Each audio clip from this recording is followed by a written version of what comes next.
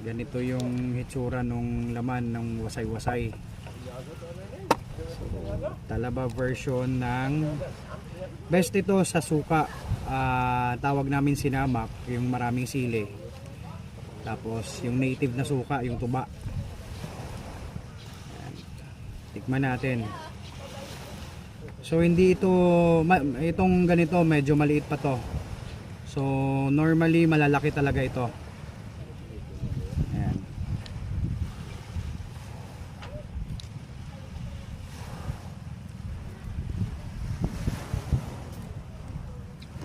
Tamis tamis.